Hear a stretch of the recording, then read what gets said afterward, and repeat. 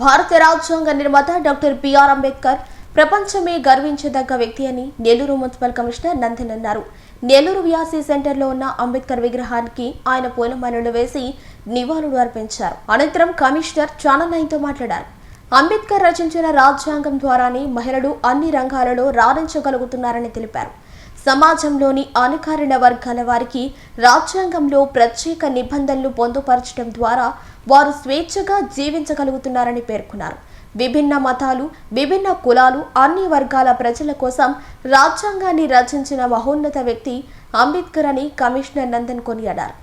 మనందరికీ తెలుసు, doctor BR Babasaheb Ambedkar భారత రాజ్యాంగ నిర్మాతగా ఈ ప్రపంచం గర్వించగినటువంటి అగ్రగణ్యంలో ఒకరిగా ఈరోజు ఉన్నారు.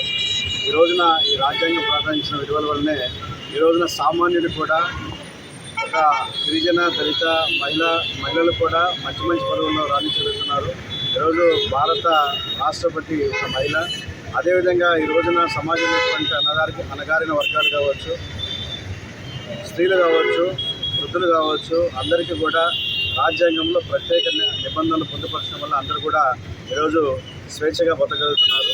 ఇటువంటి విభిన్న మతాలకు, విభిన్న కులాలకు అందరికీ అనుకూలమైనటువంటి ఒక రాజ్యాంగాన్ని నిర్మించినటువంటి, రాజ్యాంగ రచనకు దర్శకత్వం వహించినటువంటి డాక్టర్ బాబాసాహెబ్ అంబేద్కర్ గురించి ఏం చెప్పినా తక్కువే.